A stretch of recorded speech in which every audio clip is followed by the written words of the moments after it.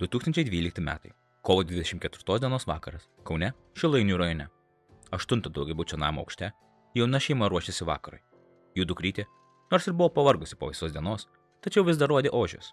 O ir garsas iš apačios kaimynų nepadėjo su tuo. Vienu aukštu žemiau šeimos buvo nuomojamas butas. Gal 3 ar 4 studentai ten gyveno jau kurį laiką. Tačiau jie nei su jais ginčytis, nes nereikėdavo. Vaikinai visada būdavo mandagus ir tvarkingi. O ir šiaip pagalvojo šeimos galva. Juk galima leisti gimtadienį, švęsti ir ilgiau. Šeštadienis. Jie patys dar nebuvo tokie seni, tad suprato jaunimo norą pasilinksminti su draugais. Muzika, kalbos, kartais kur dūžtantis butelis girdėjosi gan ilgai. Tačiau, kaip šios šeimos galva, mintise svarstė, kad vaikinai ramūs, kaimynai žemiau jų, arčiau nuomojamų buto, turėjo visai kitokią nuomonę. Pagyvenę žmonės jau buvo pavargę nuo, kaip jie sakė, dažnų šventimų. Ir šiaip, jų nuomonė ten lankydavosi ne pačios geriausios reputacijos žmonės. Tad pagyvenusią moteriškę butų gyventojai jau buvo spėję užknist. Jis su savo vyru jau nekartą kvietė policiją. Tik jie pasirodydavo ne visada. Nors ir dažniausias atsakymas iš policijos būdavo, kad iškvietimų tiesiog negauta. Ar namų gyventojai, ar policija teisi, kas gali pasakyti. Bet moteris norėjo miego. Tačiau muzika buvo stipriai per garsi. Tad beliko tik vartytis lovoje. Tiek viršuje gyvenanti jauna šeima, tiek pagyvenusi porelė staiga išgirdo sąmyšį. Šūksniai, keiksmažodžiai, atrodo porą smūgių. Jie įtempė klausą. Tačiau ilgai konfliktas netruko. Po kelių akimirkų girdėjosi iš buto išeinantis susinervinęs vaikinas. Paskui jį jo draugas. Pagalvojo moteriškė. Ir vėl nesąmonės pas juos. Bet gal apsiraminsiu jau. Tačiau muzika vėl grįžo į tą patį ritmą. Galima bandyti miegoti. Pagaliau pavyko. Tačiau miegas ilgai netruko. Šeima viršuje prabudo nuo šuns lojimo. Gal čia ir nebūtų daugeliu keista, bet jų augintinis buvo labai ramus. O ir vakarėlis visą naktį vyko, jis nereagavo. Bet dabar lojo, lyg jo gyvybė priklausytų nuo to. Apačioje moteriškė išgirdo beldimą į duris. Kas po velnių? Ji jautė kažkokį keistą kvapą, bet priėjo prie durų pažiūrėti.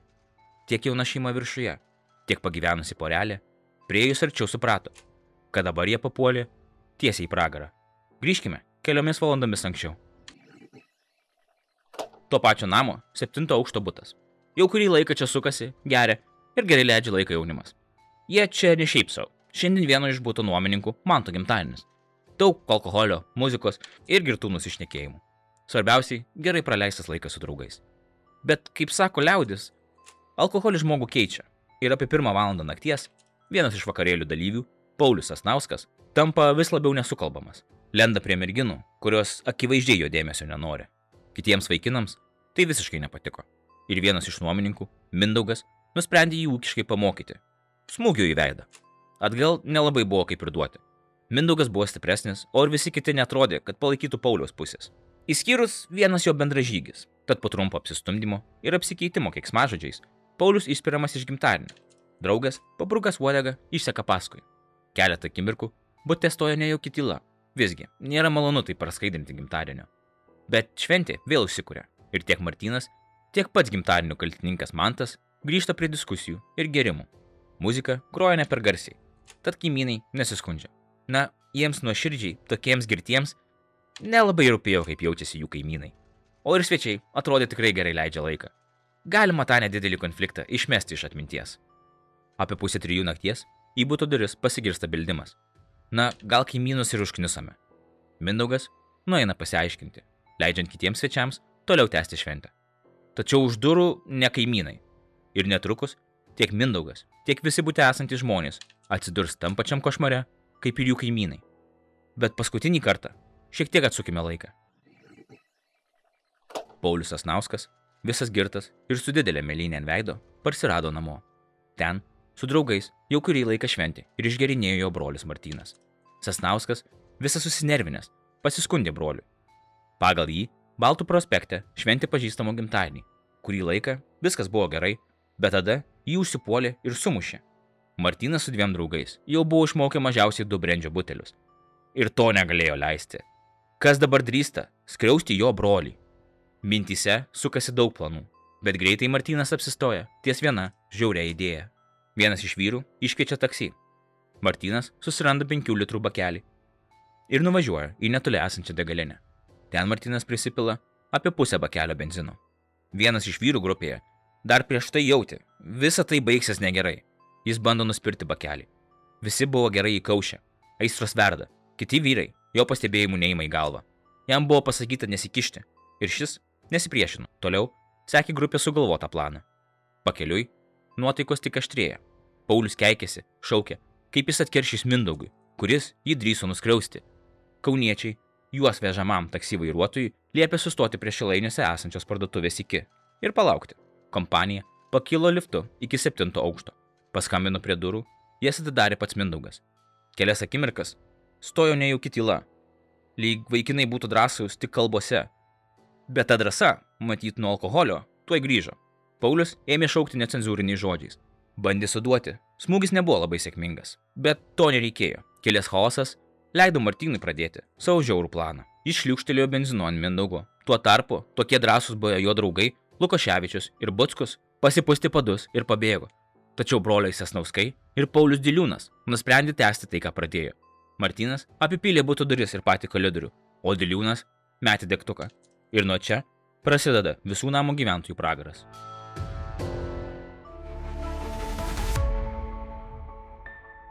Ugnis su tiek benzino visur įsiliepsnojo iš karto. Gyvų fakelų virtas 18-metis Mindaugas dar bandė gelbėtis.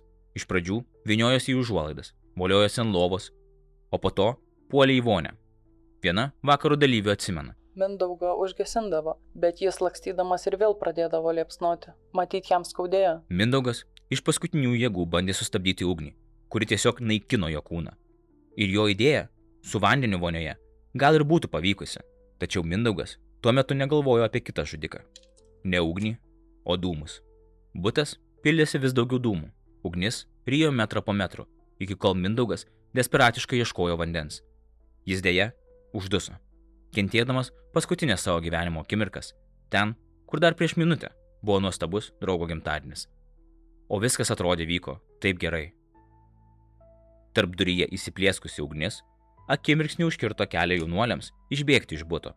Tik 3 pavyko prasprukti pro duris. Jie turbūt visam gyvenimo atsimins, kaip tą naktį jiems nusišypsojo sėkmė. Kiti turėjo gelbėtis. Bet kaip?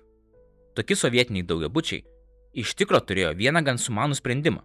Kiekvienas balkonas turėjo tiesioginį liuką į žemiau esantį balkoną.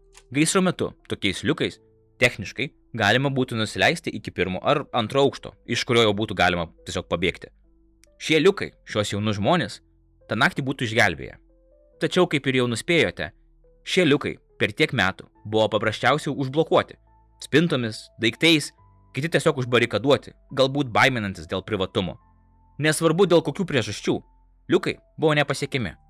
Bet didžiausia problema, kaip vėliau paaiškėjo, nė vienas iš to vakaro dalyvių net nežinojo, kad po kilimu slepiasi išėjimas.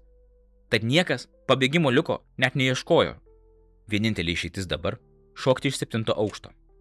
Jei dar balkonas būtų žiūrėjęs į vidinę kiemo pusę, kur daugiau žolės, tačiau daugelis svečių apačioje žiūrėjo į šaltą šaligatvio betoną.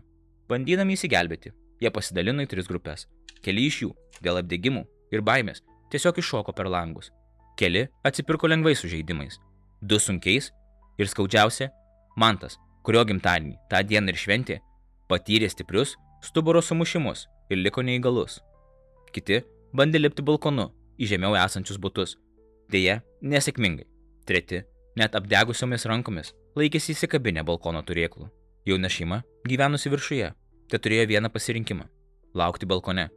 Šokti tėvai gal ir būtų galėję, tačiau jų dukra niekaip neišgyvens. Tad jie visi liks slėptis ir lauks pagalbos. Nors karštis ir dūmai tik artėjo prie jų. Pagyvenusi moteris, dėl beldimo patikrinusi duris, suprato, kad kitas butas dega. Visa laiptinė pilna dūmų. Ji šaukė savo vyrą, bet ir jos butas vis greičiau pildėsi dūmais. Ugnis, dėl jos pravertų durų, atrodė tiesiog siekė ją pasiglemžti.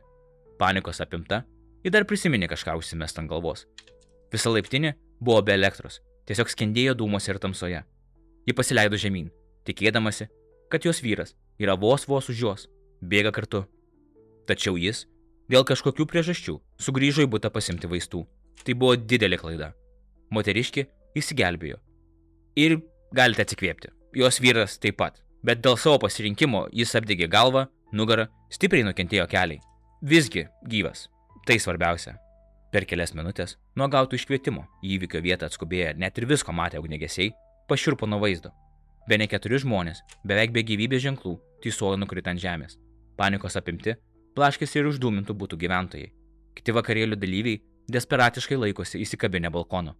Gaisrininkai žinojo, tik minučių klausimas, kada jų jėgos visiškai išblės. Tačiau buvo milžiniška problema. Norint pasiekti namą, reikėjo privažiuoti automobilio aikštelę, kuri, dėl to, kad naktis, visi namuose, buvo tiesiog prikišta automobiliais. Gaisrininkai turėjo kažką daryti, bet nebuvo kaip pasiekti vietos. Panika tik didėja. Žmonės desperatiškai šaukė, meldė pagalbos. Nebegali daugiau laikytis. Gaisrininkai su turbūt skaudančiomis širdimis galėjo tik palaikyti juos. Prašau, laikykitės, kiek galite. Mes jums tuoj padėsime. Bet tai buvo netiesa. Žmonės paniškai ieškojo automobilių savininkų, kad patrauktų juos. Gaisrininkai jautė pyktį. Jei automobiliai būtų tvarkingai sustatyti, jie galėtų prasispausti. Bet dabar žmonės sušoko. Nebegalima dėlsti. Apimti adrenalino, jie 2 automobilius tiesiog patraukė rankomis. Pagaliau, jiems pavyko nukelti tuos, kurie vis dar kabojo, ir iškelti šeimą, vis dar besislepiančią balkone virš degančio buto. Gaisrininkai galėjo atsidusti. Košmaras baigėsi. Ta naktį ugniagesiams gelbėtojams teko evakuoti visus laiptinės gyventojus. Vidury nakties iš miegų prikelti žmonės nuo dūmų gelbėjosi išėję į balkonus, atsukę vandens kranus, susisukę į šlapias paklodės ar bėgdami pas kaimynus, kur mažiau dūmų. Kol atvyko gaisrininkai ir ėmėsi darbo, gaisras suspėjo išplisti ir laiptinėje. Išsilydė elektros skaitikliai, laidai, plastikiniai laiptinės langai, nuo karščio suskilinėjo artimiausių butų langų stiklai. Gesinti gaisro buvo atsiųstos 6 autocisternos, 1 autokopičios ir 1 operacijų vadovo automobilis. Gaisras buvo užgesintas pakankamai operatyviai. Namui, kuriam kilo gaisras, buvo atjungtas šildymas, elektra, daugiabučio butai iki pat 1 aukšto apipilti vandeniu. Gaisrininkai tą naktį evakavo 30 žmonių, tarp jų 5 vaikus. Gyvą žmogų padegę egzekutoriai po kelių minučių grįžo prie laukusio taksi automobilio. Kompanija vairuotojai liepė vykti į vaistinę. Martynas Sasnauskas buvo nusideginęs ranką. Taip pat nukentėjo kraupaus išpuolio kaltininkas, jo brolis Paulius. Per grumtynės jam buvo prakirstas antakis. Tačiau ilgai būti laisvėje jiems neteko. Greitai buvo pagauti, nors 2 iš jų iškart pabėgo į Angliją slapstytis. Bet teisingumas ateina visiems.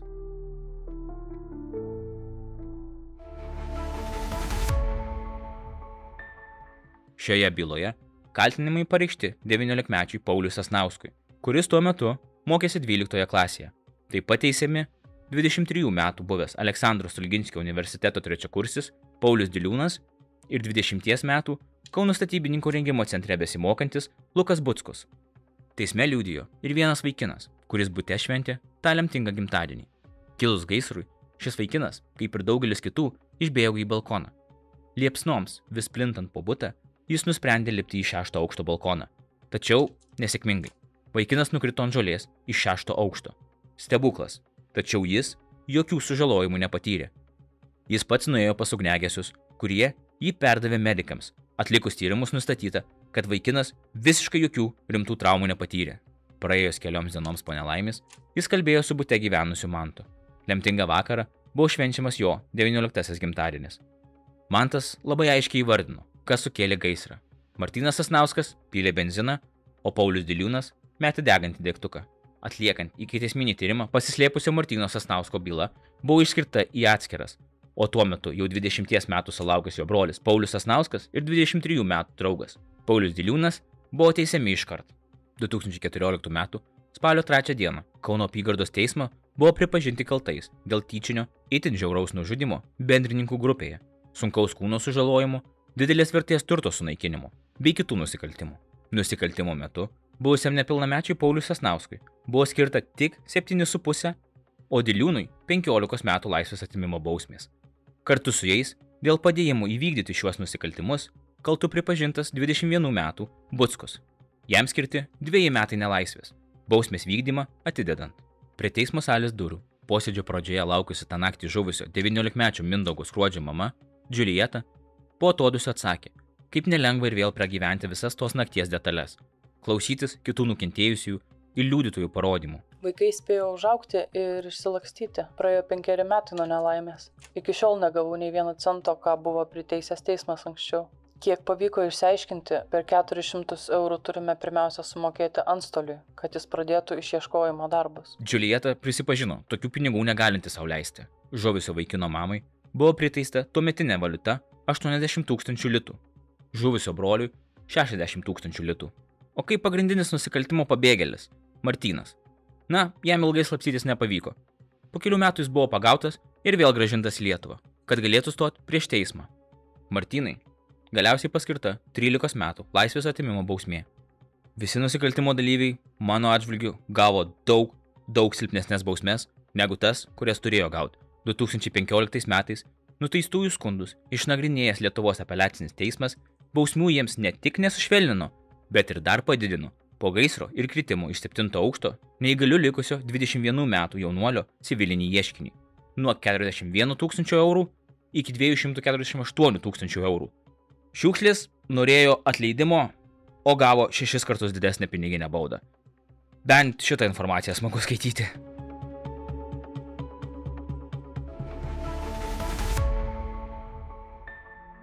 Šis nusikaltimas buvo viena iš istorijų, kurias norėjau būtinai atpasakoti. Ir aš panašiuose vakarėliuose buvau. Ir aš panašias situacijas stebėjau. Bet viskas baigdavosi gerai. O čia žmogus degė gyvas draugo gimtadienį. O kiti buvo uždaryti tiesiog pragare. Viskas dėl mažo konflikto. Įžeisto nevykėlio vyriškumo. Dėkui, kad žiūrėjote šį video iki galo. Ar žinote šį įvykį? Gal žinote daugiau detalių? Pažįstate vakarėlio dalyvius? Būtų įdomu sužinoti. Paspaudžiant like, prenumeruojant kanalą ar pasidalinant video su draugais, gaunate karmos taškų.